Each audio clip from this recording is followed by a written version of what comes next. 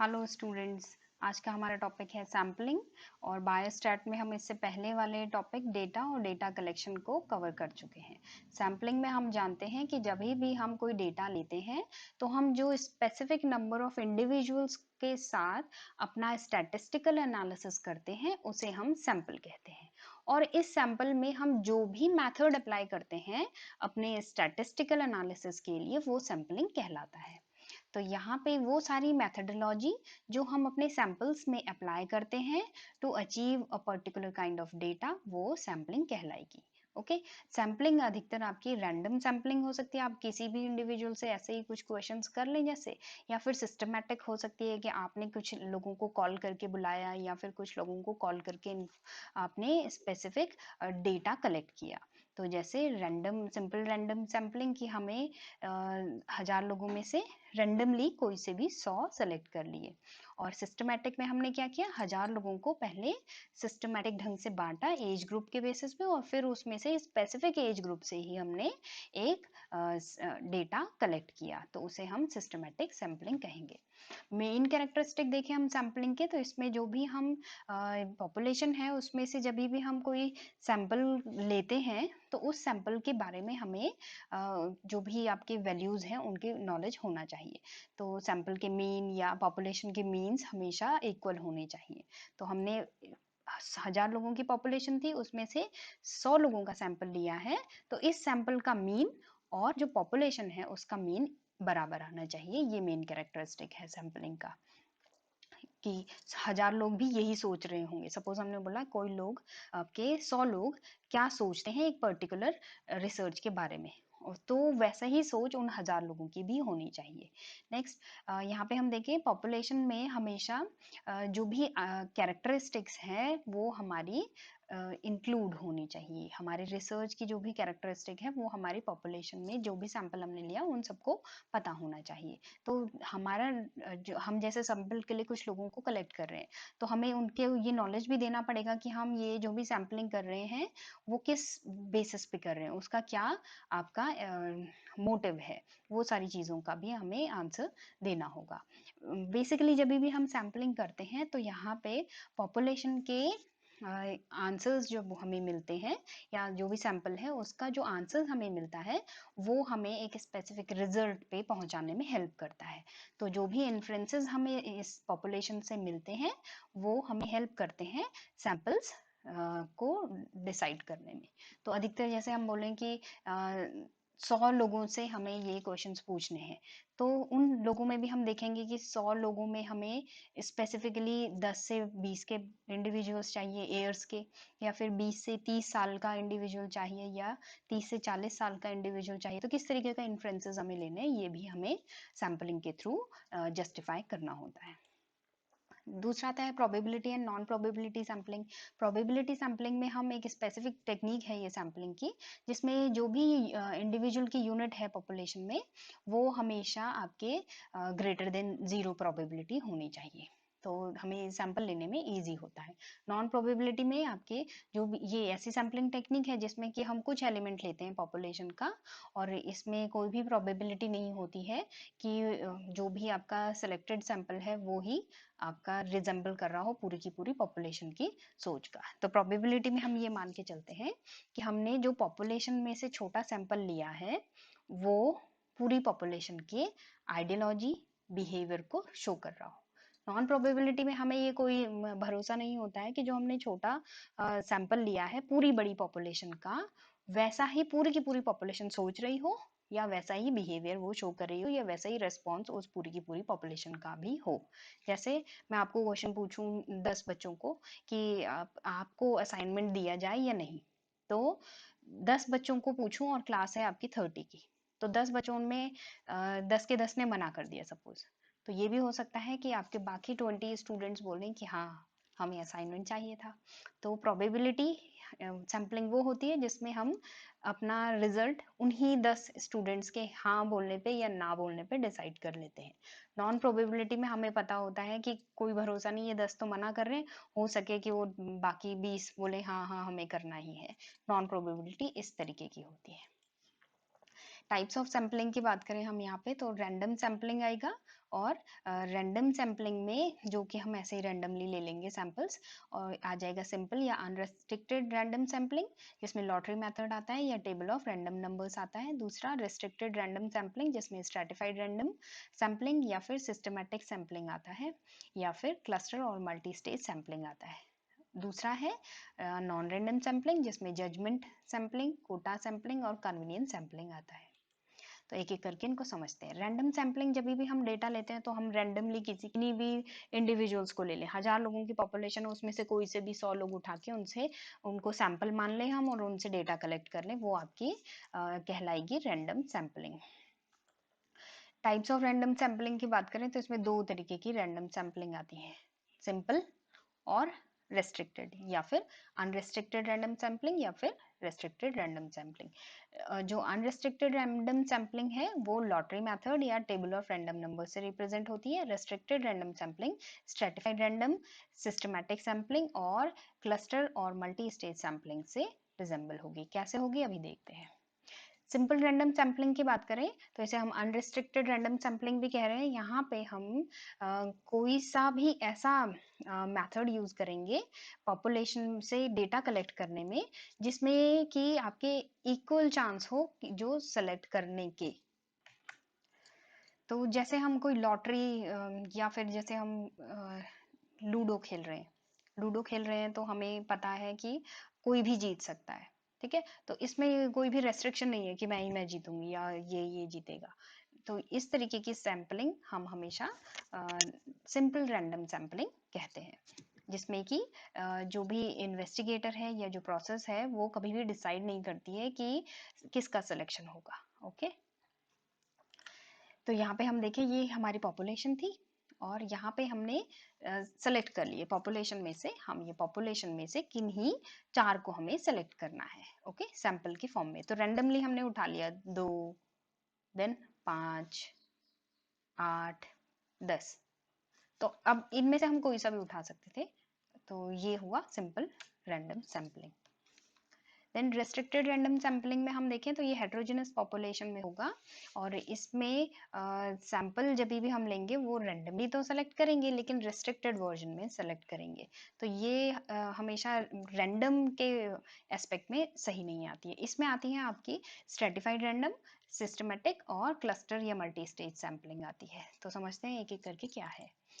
Stratified random को समझे हम तो इसमें आपने क्या किया कि पॉपुलेशन को डिवाइड कर दिया डिफरेंट स्ट्रेटा में, अलग अलग स्ट्रेटा बना दिए, अलग अलग ग्रुप्स बना दिए पॉपुलेशन के। तो ये ग्रुप्स जो होंगे होमोजेनस होंगे। तो यहाँ पे जैसे हम बात करें एक क्लास है 50 स्टूडेंट्स की और इसमें हमें 2 मॉनिटर सेलेक्ट करने, एक बॉय और एक गर्ल।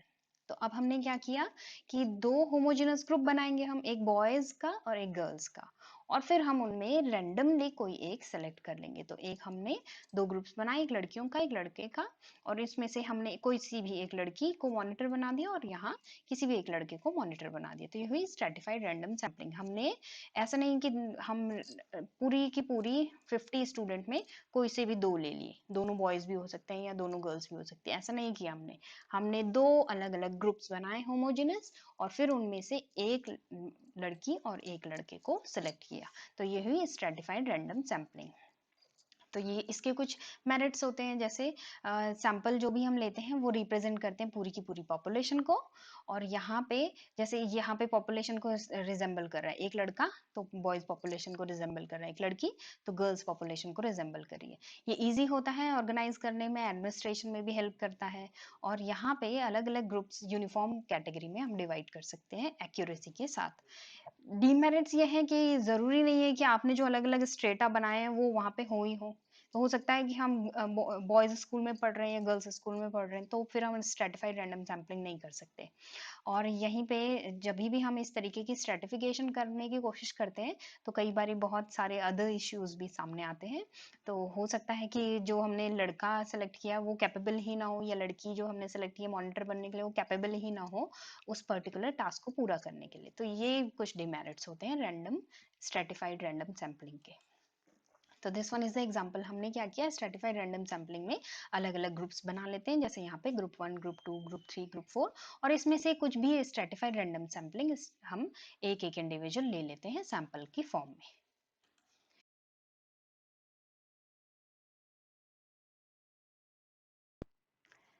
सिस्टमैटिक सैम्पलिंग की बात करें तो इसे हम क्वेजी रैंडम सैम्पलिंग भी कहते हैं। और ये क्वेजी रैंडम सैम्पलिंग में हम क्या करते हैं कि अल्फ़ाबेटिकली या फिर ज्योग्राफिकली या फिर न्यूमेरिकली हम अरेंज कर देते हैं पॉपुलेशन को। जैसे क्लास की बात करें तो हमने अल्फ़ाबेटिकली सारे स्टूडेंट्स को रजिस्टर में एनरोल कर दिया, तो इस तरीके की सैम्पलिंग हम सिस्टमैटिक सैम्पलिंग कहते हैं। और यहाँ पे आपकी मेरिट्स ये होती हैं कि बहुत सिंपल मेथड है और इजीली सेटिस्फाई हो जाते हैं इस तरीके की सैम्पलिंग से हर एक इंडिविजुअल। इसमें हम रीचेकिंग भी कर सकते हैं इजीली अल्फ़ाबेटिक ऑर्डर्स के बेसिस पे। और ये एक ही टाइम पे आपका बचत, टाइम की भी बचत होती है और एफर्ट्स की भी बचत होती है। आप इस तरीके की सैम्पलिंग को रीयूज भी कर सकते हैं बार बार। नेक्स्ट डीमेरिट्स ये होते हैं कि अधिकतर आपकी जो भी लिस्ट ऑफ आइटम है यहाँ पे वो कभी कंप्लीट नहीं हो पाती है। अब ये हो सकता है कि पूरा का पूरा डेटा अगर आपके पास है तो ही आप इस तरीके की सिस्टमेटिक सैम्पलिंग कर सकते हैं। कहीं पे अगर आधा अधूरा डेटा है, कोई इंडिविजुअल एनरोल नहीं हुआ या फिर उसने फॉर्म नहीं भर पाया टाइमली, एग्जाम फॉर्म नहीं भर पाया, तो वो एनरोल नहीं हो पाएगा रजिस्टर में। इस तरीके से ये इसकी डिमेरिट है। नेक्स्ट इसमें फिजिबिलिटी भी सिस्टमैटिकली अरेंज होती है यूनिट्स की फॉर्म में, ये भी इसका एक डिमेरिट है। अब इसमें बायसिंग की बहुत ज़्यादा चांसेस होती है कि रोल नंबर 1 पे वही आ जाएगा जिसका ए अल्फ़ाबेट है, और जो जेड नाम का हो अगर सपोज, तो वो सबसे आखिरी में रजिस्टर में आएगा। तो ये सिस्टमैटिक सैम्पलिंग का एक कुछ बायस्डनेस नज़र आती है। तो ये हम देखें पॉपुलेशन थी 12 इंडिविजुअल्स की। अब इसमें से हमने क्या किया, कोई इंडिविजुअल सेलेक्ट कर लिए, तो इसमें एक पर्टिकुलर गैपिंग नज़र आती है इस तरीके की सैम्पलिंग में। तो हमने देखा, पहला लिया, पहला दूसरा ले लिया, फिर दो और छोड़े, पांचवा लिया, फिर दो छोड़े, फिर आठवां लिया, फिर दो छोड़े, फिर 11वां लिया। इस तरीके के हम जब भी सैंपल लेते हैं तो ये हर एक तीसरे इंडिविजुअल को हम यहाँ पे सेलेक्ट करने की कोशिश कर रहे हैं। तो ये आपकी आ गई सिस्टमेटिक सैम्पलिंग। तो हमने एक सिस्टम बना लिया कि हर एक तीसरे इंडिविजुअल को हम सेलेक्ट करेंगे, तो ये सिस्टमेटिक सैम्पलिंग है। क्लस्टर सैम्पलिंग आ गई नेक्स्ट। तो cluster sampling multi stage sampling होती है। हम इसमें क्या करते हैं, पॉपुलेशन को अलग अलग क्लस्टर में बांट देते हैं, अलग अलग स्टेजेस में। और इस क्लस्टर सैम्पलिंग में हम देखते हैं कि पहले हमने क्या किया, एक क्लस्टर लिया पॉपुलेशन का 100 लोगों का, 100 में से हमने 50 लोग लिए, फिर 50 में से हमने 25 लिए, फिर 25 में से हमने 15 लिए। तो इस तरीके से हम अलग अलग क्लस्टर्स बनाते हैं और हर एक क्लस्टर से हम ड्रॉ आउट करने की कोशिश करते हैं पर्टिकुलर सैंपल को। ओके, तो ये प्रोसेस ऑफ डिवीजन है, इसमें सब डिवीजन करते रहते हैं हम क्लस्टर का, और फाइनली सेलेक्ट करते हैं किसी एक इंडिविजुअल को। और ये मल्टी स्टेज सैंपलिंग का एक मेथड है। तो इसमें हम बड़ी पॉपुलेशन को छोटे साइज में तोड़ते रहते हैं एग्जैक्टली। नेक्स्ट इसमें ये यूजफुल होती है लार्ज स्केल सर्वे करने के लिए। बड़ी पॉपुलेशन ली, उसमें से आधे ले लिए, फिर उसमें से भी और आधे ले लिए, तो ये लार्ज स्केल सर्वे करने में इजी हेल्प करती है। नेक्स्ट ये रिप्रेजेंट करती है पॉपुलेशन को एक्यूरेटली, तो इसमें हम एक्यूरेसी ज़्यादा देखते हैं। ये इसमें टाइम और मनी बचता है हमारा। डीमेरिट्स ये होता है कि हम जब भी क्लस्टर में डिवीजन करते हैं तो ये थोड़ा सा आपका डिफ़िकल्ट होता है कि 100 लोगों में से किन 50 लोगों को हम सेलेक्ट करें। और इन्वेस्टिगेटर को यहाँ पे डिटेल नॉलेज होना चाहिए ईच एंड एवरी इंडिविजुअल का, जो भी उन्होंने सैंपल्स में लिए क्लस्टर की फॉर्म में। तो ये क्लस्टर है, हमने क्या किया, ग्रुप 1 लिया और ग्रुप 1 से कुछ इंडिविजुअल्स हमने सेलेक्ट किए ग्रुप 2 में, फिर ग्रुप 2 से हमने कुछ इंडिविजुअल सेलेक्ट किए ग्रुप 3 में, फिर ग्रुप 3 से हमने कुछ इंडिविजुअल सेलेक्ट किए ग्रुप 4 में। अब फाइनली ग्रुप 4 से हम कुछ इंडिविजुअल्स ले रहे हैं सैंपल की फॉर्म में। तो एग्जैक्टली हमने सैंपल ग्रुप 1 के जैसा ही लिया है, लेकिन उसमें से कुछ ही भाग हम सैंपल की फॉर्म में ले रहे हैं क्लस्टर सैंपलिंग में। ओके, नेक्स्ट है नॉन रैंडम सैंपलिंग। तो ये हम रैंडमली नहीं लेंगे, नॉन रैंडम फॉर्म में लेंगे, और इसमें आपके इक्वल चांसेस होंगे हर एक इंडिविजुअल के सेलेक्ट होने के। और यहाँ पे हम देखें तो इसमें जो आपके नॉन रैंडम सैम्पलिंग में आते हैं सैम्पलिंग मेथड्स, वो है जजमेंट मेथड और क्वोटा सैम्पलिंग या फिर कन्वीनियंस सैम्पलिंग। जजमेंट में हम देखें तो इसमें हम अधिकतर जो भी इन्वेस्टिगेटर है, सपोज मैं इन्वेस्टिगेटर हूँ, तो ये मेरे जजमेंट पे, ये मेरी सोच कैसी है इस पे डिपेंड करेगा कि मैं किसे सेलेक्ट करूँ। तो सपोज एक कंपटीशन होने वाला है और मैं उसमें से किन्हीं 50 लोगों की क्लास में किन्हीं 5 लोगों को मुझे सेलेक्ट करना है। तो 5 लोगों को अब अचानक से आपका जो कंपटीशन है वो होने वाला है नेक्स्ट 10 डेज में। तो मुझे जो 5 स्टूडेंट्स चाहिए फॉर ए कंपटीशन, वो मैं अपनी जजमेंट के अकॉर्डिंग सेलेक्ट कर लूंगी। तो ये हुआ जजमेंट सैम्पलिंग, जो कि नॉन रैंडम मेथड है। मैंने पूरी क्लास में से सिर्फ वही 5 लिए जो अच्छा डांस कर सकते हैं अकॉर्डिंग टू मी। तो ये जजमेंट सैम्पलिंग कहलाएगा। तो इसमें यूजफुल है कि पर्सनल जजमेंट आप यूज कर सकते हैं। इन्वेस्टिगेटर अपने पर्सनल जजमेंट के बेसिस पे काम करता है।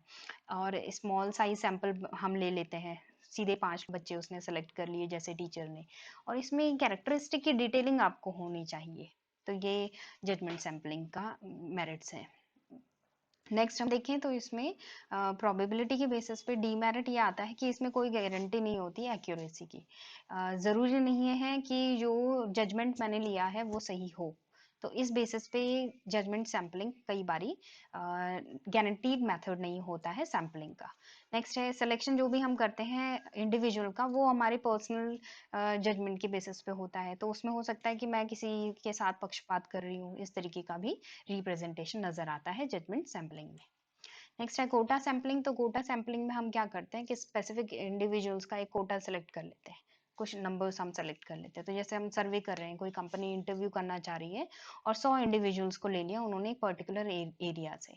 तो अब 100 इंडिविजुअल्स में से हमने क्या किया कि 60 लोगों का इंटरव्यू ले लिया, और उसमें से हमने क्या किया कि जो 60 लोग थे जिनका हमने इंटरव्यू लिया वो वर्किंग थे, बाकी जो 30 थे वो स्टूडेंट थे, और बाकी जो 10 बचे वो हम ऐसे ही जो भी हमें ठीक लग रहे हैं वो ले लिए। तो इस तरीके से जब भी एक कंपनी सर्वे कर रही है तो वो कोटा बना के सर्वे कर रही है कि 100 सीटों में से 60, जैसे आप देखते हैं कोटा रिजर्वेशन लाइक, तो यहाँ पे हम 100 लोगों में से 60 को हमने वर्किंग प्लेसेस या वर्किंग पीपल के फॉर्म में रखना है, 30 को हमने स्टूडेंट्स के फॉर्म में रखना है, और 10 हम इधर उधर कुछ भी रख सकते हैं।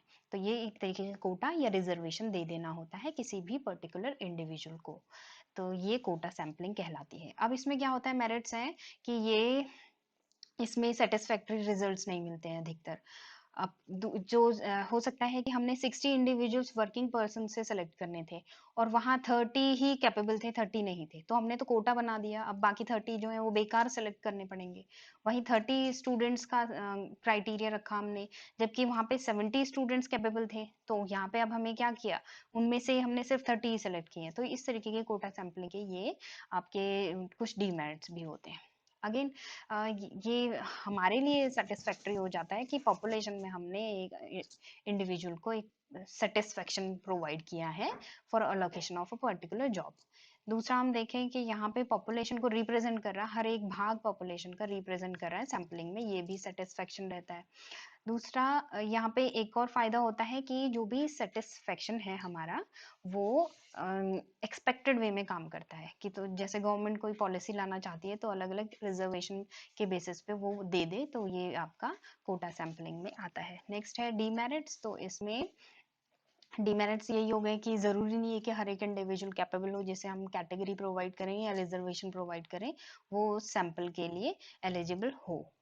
और यहाँ पे जो भी ट्रेंड या पर्टिकुलर फील्ड का इंडिविजुअल है वो कई बारी छूट जाता है इंटरव्यू से।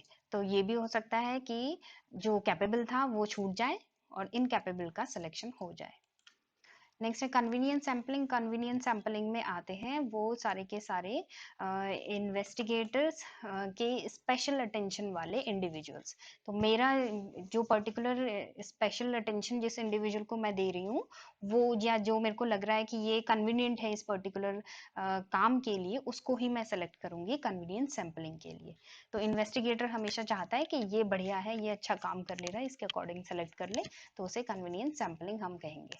इसमें आती है, जैसे हम एवरेज हाइट की बात करें हर एक इंडिविजुअल की, तो वो आपकी इन्वेस्टिगेटर के अकॉर्डिंग अगर हम देखें तो एवरेज हाइट हमने ले ली इंडिविजुअल की। अब हम सिर्फ उन्हीं इंडिविजुअल को सेलेक्ट करें जो आपके दिल्ली या फिर अर्बन क्षेत्रों में रह रहे हैं।